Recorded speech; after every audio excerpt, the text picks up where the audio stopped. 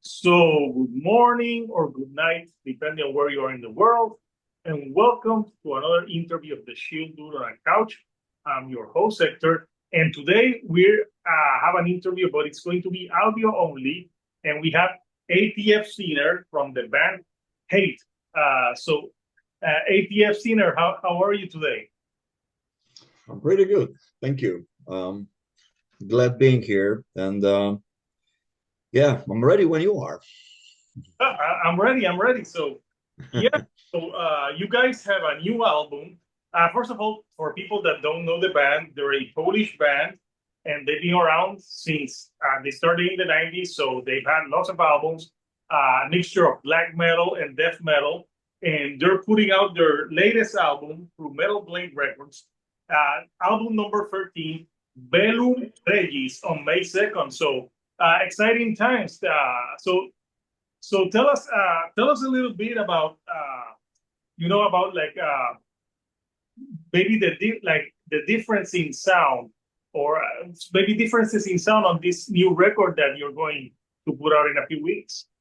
hmm Yeah, I think that the new record, Bellum Regiis, which means a War of Kings or War of Royals, there are few versions how to translate the title, but I like the version War of Kings, is well is an attempt to actually redefine our style a bit and reach the sound, the overall sound, and redefine the formula.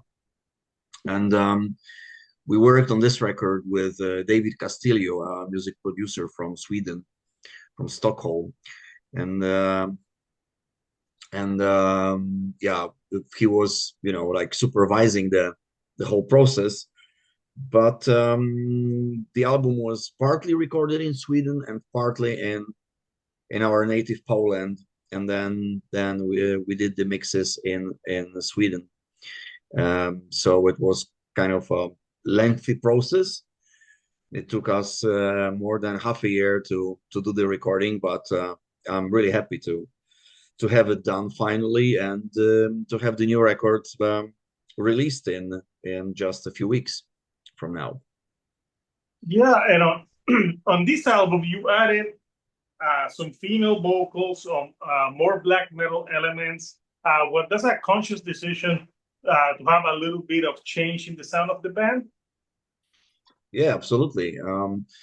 When talking about the female vocal, I was looking for some female vocalists that would contrast with my vocal in an interesting way, and there were some options out there, and Eliza Saharchuk, who is the author of this female vocal, the owner, I would say, of this female vocal, she joined us in the studio, and it was really great to have her on board working on this record, because she has this unique quality in her voice, first of all, and second, she speaks Greek very well. So because she spent some years in Greece in the past, and I just took this opportunity and asked her to sing some parts of the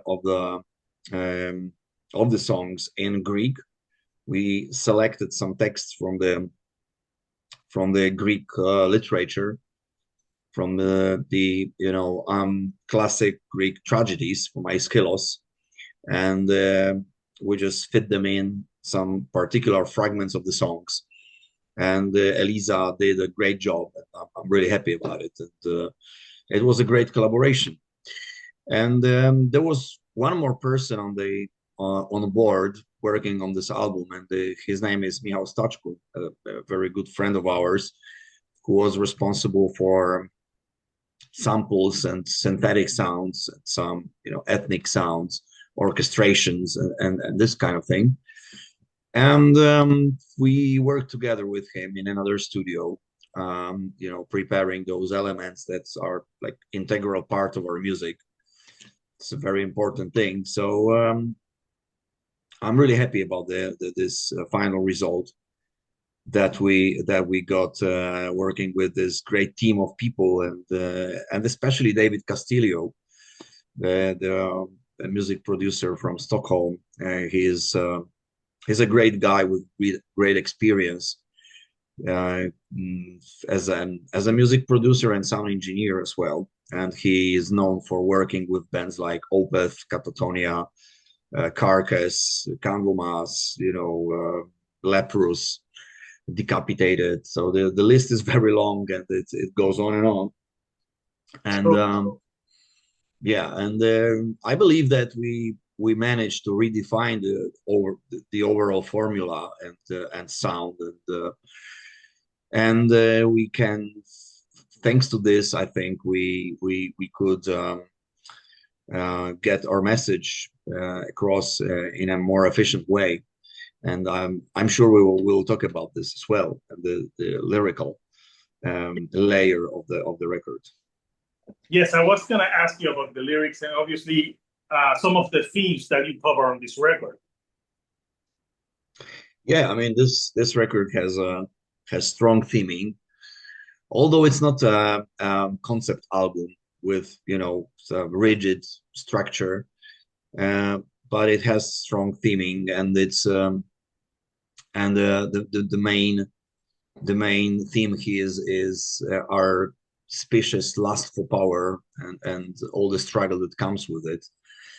So this record, you may say that it poses this big question: why are we so deeply motivated by concepts like power, glory, wealth, and so on? Everything that really is connected with having power, and I think it's a great theme, and it's a great and very timely topic as well, because we are observing the world around us right now, right here, especially here in Eastern Europe, where I am in Warsaw, Poland, and I have been observing this war in Ukraine for quite a while, and it really makes you think Like quite a lot right? about it. I'm sorry. Been like 3 years now or more. Yeah, it's 3 years almost, and it's a horrible thing, of course. And it really makes you think and attend to it. Yeah. Yeah, no, it really is. And I want to talk about a few tracks in particular. First of all, Iphigenia, which you have the music video for. Yeah. Tell us a little bit about doing that music video. Like your like, do you enjoy that process? Yeah, absolutely. I mean, you mean working on the video itself, right? Yes, correct. Yeah. Yeah, we chose this song to be filmed because I believe that this particular song, Iphigenia, it calls for visualization, So we teamed up with one production house here in Poland. They are called 9 Liter Filmy. It's a Polish name, and we used to work with them before twice, I think. So this is another time that we're working on a video together, and I'm really happy about this picture, and I think it's a great visualization for this song and this whole concept. And the story of Iphigenia comes from Greek mythology, and it's a side story when we talk about Trojan War. So it's not the main story in this whole bigger narrative, but it's like a side story with King Agamemnon and his the eldest daughter Iphigenia, and she's going to be sacrificed, for some, let's say, political advantage of her father in the Trojan War, and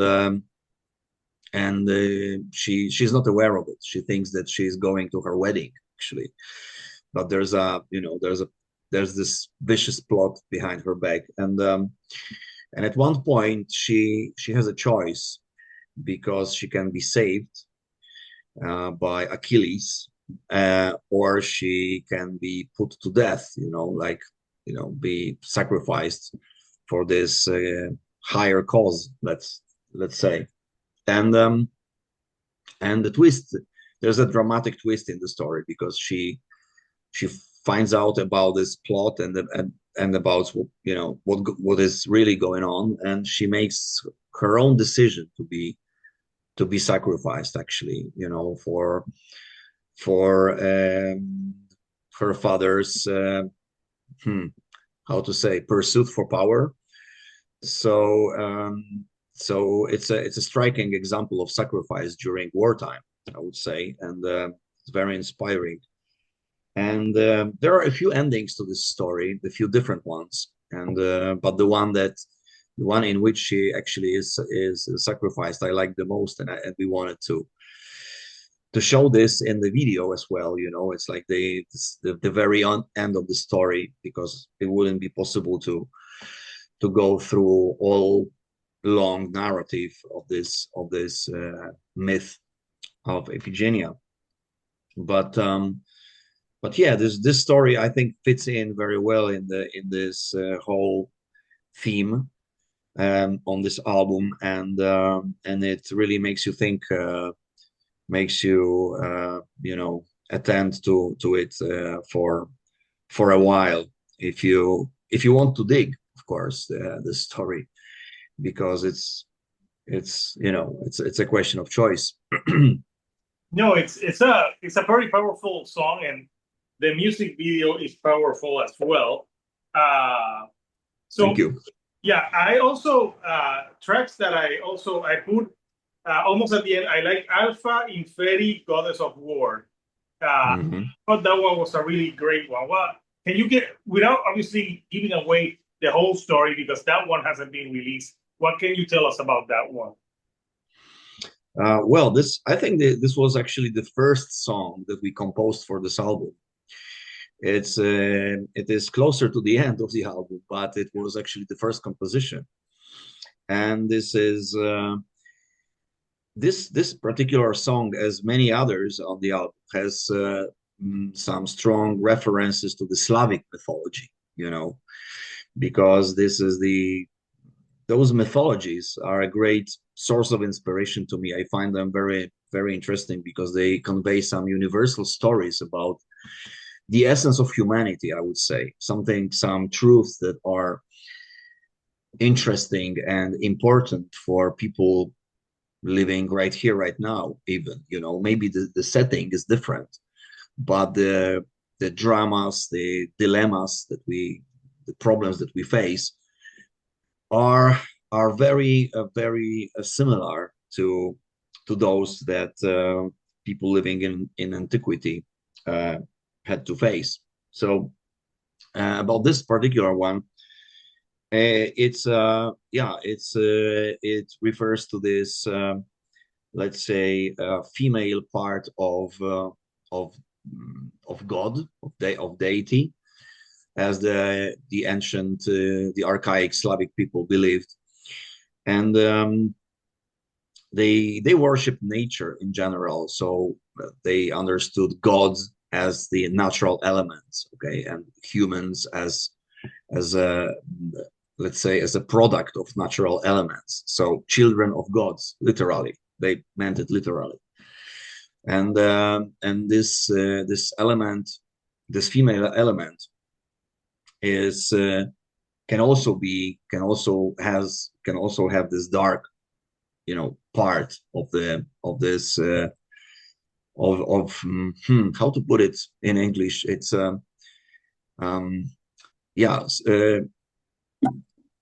okay. I should start with this very general idea that I'm really interested in, and this idea is that it's something that you may call human essence, that constitutes every one of us, but I'm interested especially in this darker, more obscure part of it, and some people call it Satan. Some other people may call it just the dark side of human soul, something like that. Okay, but it has those two aspects, which is the male aspect and the female aspect. So in that particular song, it refers to this female aspect, this the dark aspect of the human spirit, which can also be very destructive and very vicious. And yeah, so this song is very, I think it conveys different emotions and contrasts in a very interesting way. It's not um, the arrangement in that song is really interesting and quite elaborate, I would say. No, yeah, it's a great track, and let's show the artwork of the album because the artwork of the album is pretty cool as well, and we can talk more Mhm. work and obviously more like songs. So here we have the artwork of the album, Bellum Regiis. So tell me a little bit about what you guys were going for the band with this artwork. Yeah, the album's cover is I think it's a great piece of art. It was made by our longtime friend and collaborator. His name is Daniel Owsiłowicz. So, he's a designer from Poland, and he's also an author of a few other covers of our albums. And as you see, there's a king, and this king is not actually a triumphant monarch, right? I mean, he looks like he has been through a lot of ordeal and struggle and fights and a lot of experiences, you know. And the crown that he's wearing is like the last attribute of power that he has and that he's, you know, clinging to. So symbolically, it means that there's a price to pay if you want to get this high position of power, and this pursuit for power costs a lot, and not just for the people that, not just for those who take part in the race, but also for everybody else, for all the people around. This may mean you know, suffering and struggle and sacrifice, and so it's not a glorification of you know, a powerful figure. It's rather it rather makes you think about the cost of this all crazy competition for power and glory and wealth and everything that is connected with it. Mm-hmm. Yeah, actually, when I see this album artwork, I also what he look, you know, he has his eyes closed. He looks like someone who's like maybe even regretting all that he did to get that power. Yeah, yeah, definitely. This figure, this this king is really an ambiguous figure, I would say. You know, it's like there's a lot of pain and suffering in this, as well as um, some ambiguity about it. So yeah, I think it's a great picture in this respect, because it poses some questions, and you need to linger on it for a while, to think about it for a while. Yeah. Yeah. So I like the opening track, Bell Regis, but also the closing track on the record, Ageless Harp of Delivery. I think it's a great way Yeah. to the album as well. Mhm. Yeah, it's a song about this let's say rivalry and conflict between the East and the West, actually, you know. So it can be a reference to Mongols invasion back in, you know, 13th century, or it can also be the reference to the present situation, which is like a clash of superpowers again, or at least that's what it seems to be. And this I would say that the the stability that we've had for the last few decades, since the the end of the Second World War up to now is like crashing down, and this multipolar world is coming back to life, I would say, with all the consequences, which is the vicious rivalry and competition and even wars. So yeah, that is my impression, at least, while watching this whole um, situation in the around the geopolitical situation, let's say. So it also definitely inspired the this album, and quite a big part of it, I think. Mm. No, it's you what you say is pretty like wars and trying to get power is something that even we still don't learn from our mistakes, and we keep on repeating the same things, unfortunately. Yeah, unfortunately, it's we thought very well of ourselves. We thought that we have had this old shit behind us, that we actually learned from history, and we're building a better world. But it seems that we might be wrong about this. There's this aspect of human essence that we already talked about a few minutes ago, and it is very and in time of war, which is extreme situation. War is extremity in itself, and so this dark aspect of the human essence is becoming more, how to say, exposed, and even more aggressive, and on one hand it's horrible. On the other hand, it's fascinating, and it calls for some explanation, or at least description, and that's what we're trying to make by this record. Yeah, no, I see it. So we're looking at, obviously, this is a picture of what you guys look like, where you're in full the corpse paint and everything. So in terms of vocals for you, ATF Sinner, how would you say that your vocals have evolved through the years? Oh well, my vocal has definitely evolved throughout the years, and it's it comes quite naturally to me.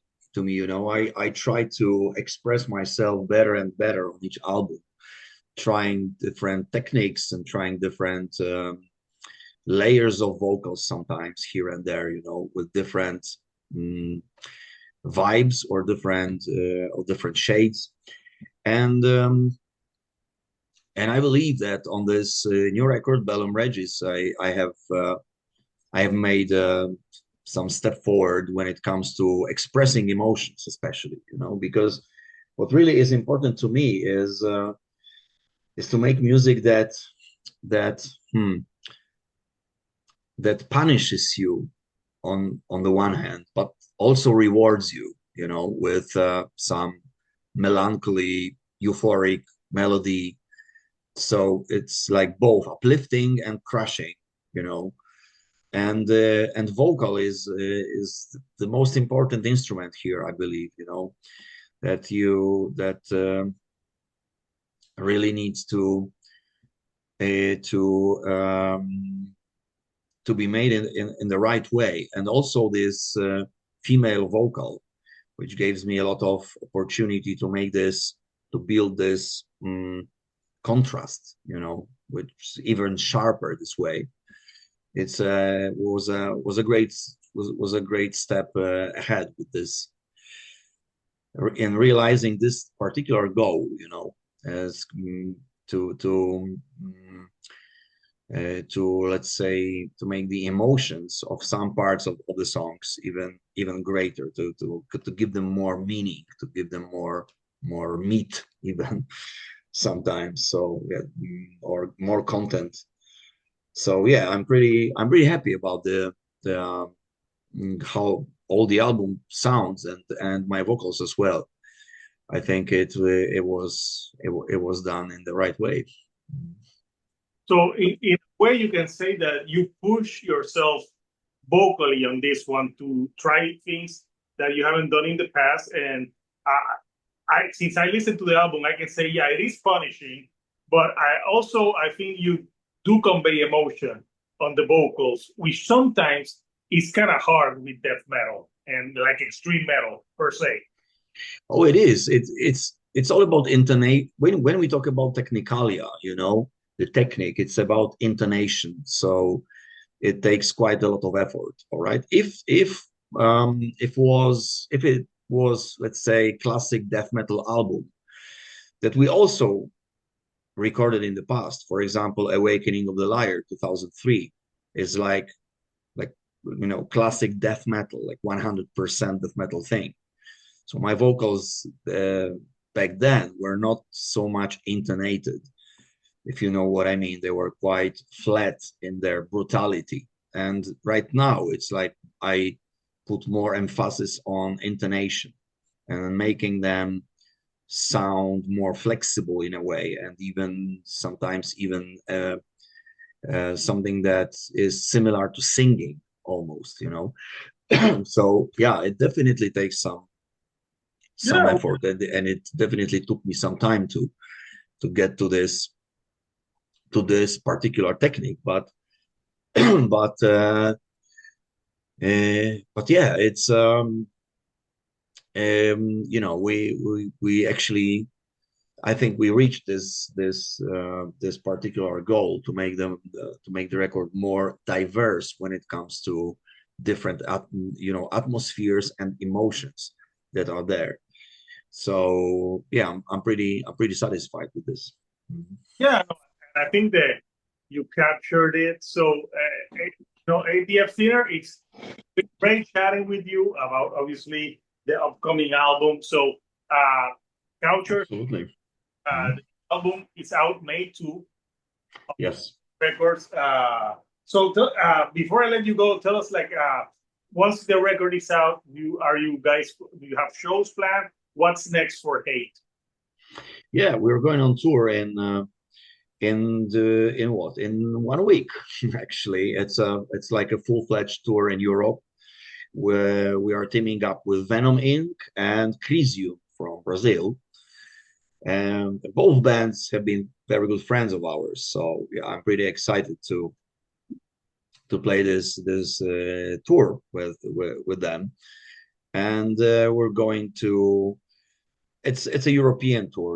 So we start in Germany, and we finished in the middle of May in Greece. I think Athens is the last concert. So yeah, this is the first time that we'll be presenting the songs from the new album, and I think it will be Bellum Regiis, the opener, and also Iphigenia. These two songs there will be for sure in our live show. But later on, I'm sure that we will be adding more songs from this new record to our live repertoire, and we'll be covering more songs for sure, because we love them all and we are pretty happy about this new record.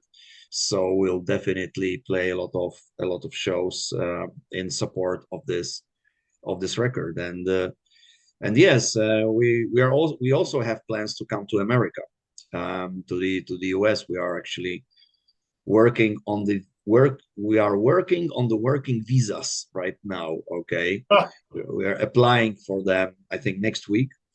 And yes, and once we get the visas, I think we will be able to come probably once this year, and maybe one more tour next year, because the visas cover like 1 year period. They are valid for 1 year. So yeah, I can't wait to be honest, to come to America with this new material as well. Yeah, hopefully they go. They get those visas quick to you, so you can come and play that show, those songs in the Absolutely. in North Yeah. America. So ATF Sinner, it's been great chatting with you. So I'll Thanks post a lot.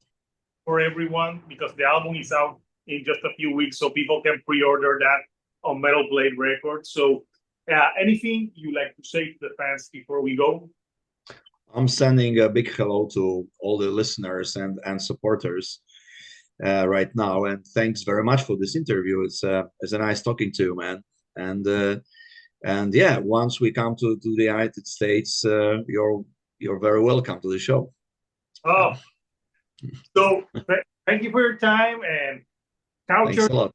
Hey, the album's gonna be out soon. So until next time, Couchers, this Yeah. Hector, the Shield dude on the couch, and I'll see you all right here on the couch.